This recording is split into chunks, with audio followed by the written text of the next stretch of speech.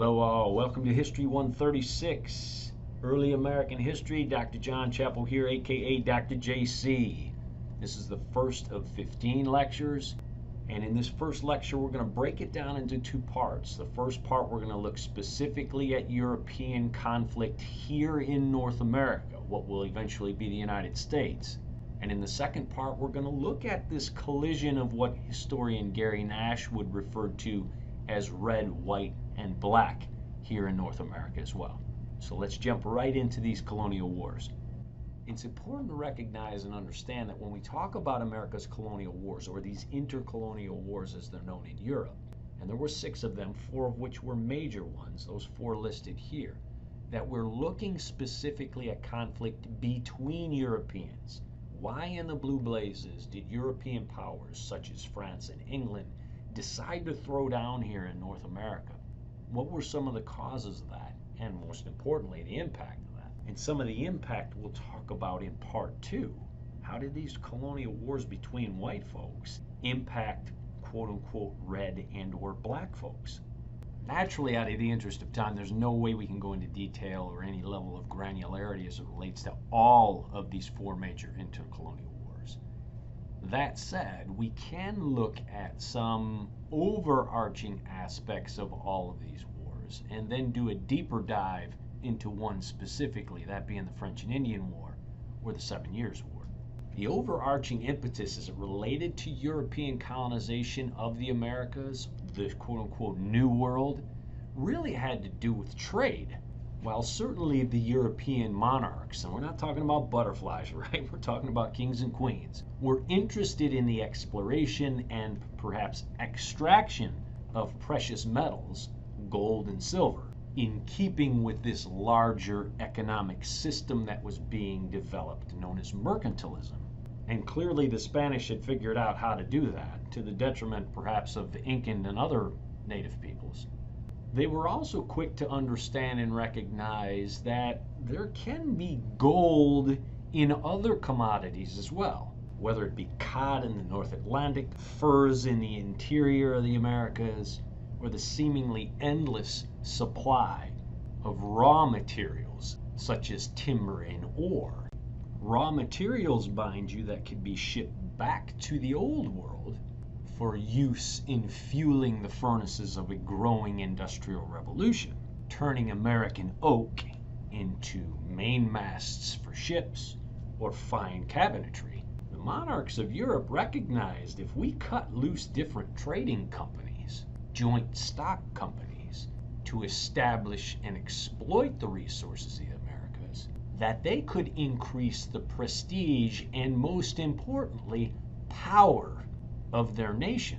And thus, within that mindset, it shouldn't be much of an imaginative leap for us to recognize that if all European powers, many of which didn't like one another, were trying to go after the same resources in a new place, in a new world, they were inevitably going to throw down. They were going to fight. And thus, for about 6 or 7 score years, about 100, 150 years, from the end of the 1600s to the end of the 1700s, European powers did just that. They fought with one another for control of the resources, assets, land, wealth, and power that was North America. And some of these conflicts started in Europe and spread to the colonies here in the Americas. And one specific one actually started right here in the Americas, and we'll focus on that one next, the French and Indian War. Now one might ask, I thought we were talking about a French and Indian War. What's this 7 Years' War stuff? And by the way, what's with the math here? 1754 to 1763, that's like freaking 9, not 7. How's that work? Well, as mentioned, this is the intercolonial war that starts in North America. Thus, for American history, North American history, it's remembered as the French and Indian War, and it will last 9 years here in the Americas. But it will spread back to the old world, and European powers that are fighting here in the Americas will also fight back at home on the continent, and that will last for 7 years. Thus, for American history, it's remembered as the French and Indian War. European history, they remembered as the 7 Years' War. They are synonymous. Look, I would love to just pause here and spend the next several weeks talking about the French and Indian War. largely because it is the most important event to take place in all of the 18th century in North America, throughout the entire 1700s in North America. I think historian Fred Anderson, in his book The Crucible War, he's right when he states that. It is. And in the next couple of minutes, as we explore not just the causes, but the impact of the war, I think you guys will understand why Anderson makes that claim and why I happen to put 2 thumbs up to his statement. It really is that important and impactful an event. So let's jump into causes, or perhaps the event that leads to this global conflagration that really is the French and Indian War. And understand this is a global war, that the French and English and their allies are fighting throughout the world, throughout all of their colonies. So while yes, we have World War I and World War II, and we think these are global wars, understand these colonial wars were all global in nature as well. Have to keep that in mind. The event that's going to start this is going to take place at the forks of the Ohio River near Fort Duquesne, circled on the map here. You'll also notice on the map that there's a fall line of sorts here. There's different colors of shading between the British and the French, what they claim to be their land. And Virginia's governor at the time, Robert Dinwiddie, was interested in expanding Virginia's reach to the west, knew of French forces out in the Ohio Valley, and sent a recently promoted lieutenant colonel by the name of George Washington to press British claims to the lands there, and to also advance the economic interests of those who invested in a land speculation group known as the Ohio Company.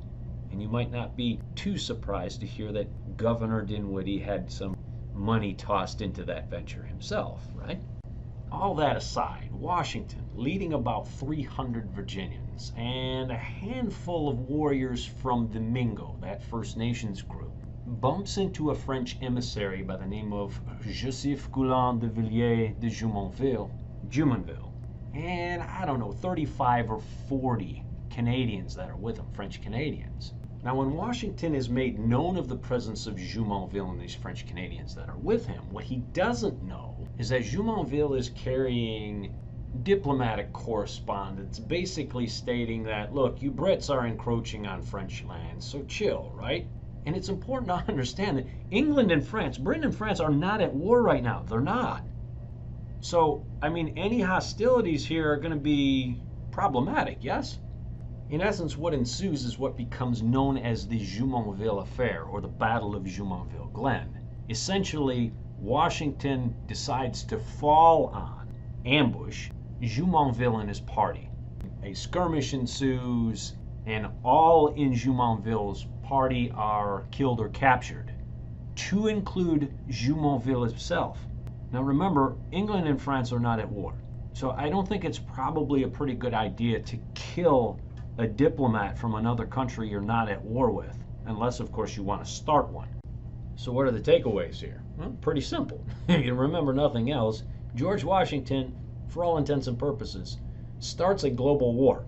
And it just happens to be one of the most important events, if not the most important event in all of North American history in the 1700s.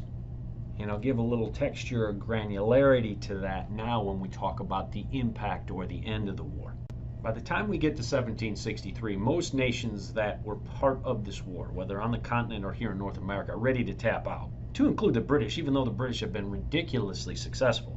Not only have the British captured Canada, but they'd taken Guadeloupe and Martinique in the Caribbean, as well as Havana and Manila from the Spanish, and other French possessions throughout the globe. Senegal is one example of that. Yet it wasn't without a cost for the British. In fact, that's the key word, cost. It was freaking expensive. The British treasury was drained because of a war that was started in its American colonies by one of its British American colonists by the name of George Washington.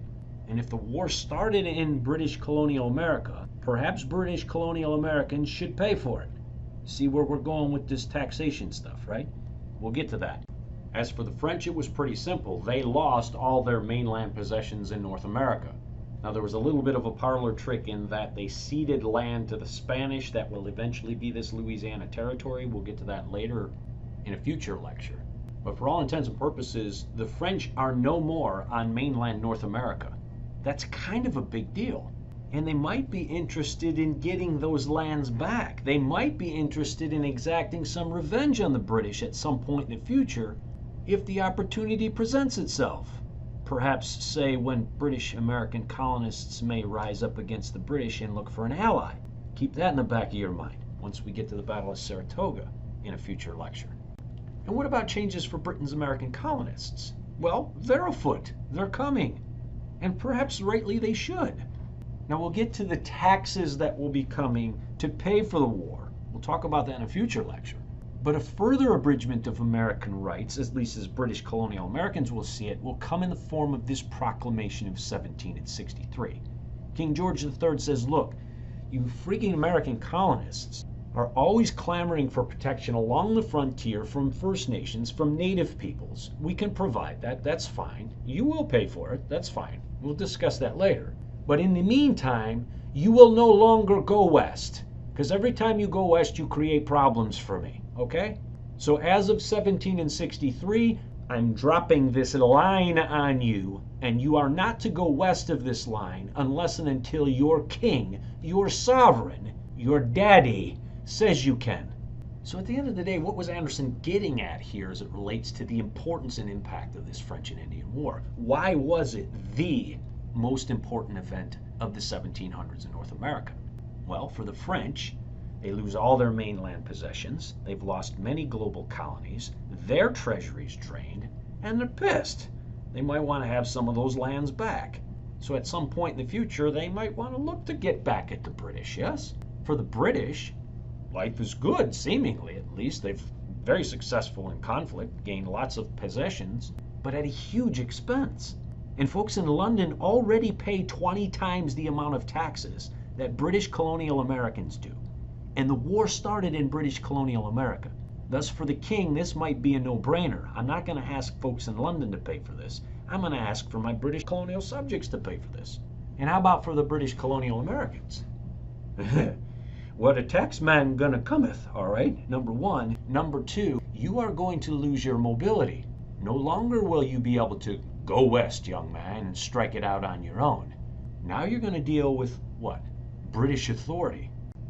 And thus the salient takeaway here is perhaps the fact that the end of the French and Indian War is going to lead to British changes in colonial policy, such as a proclamation line, these taxes that are going to come down the pike. And it's going to cause British colonial Americans to sour in what was once a favorable view of their parliament and their crown, their king.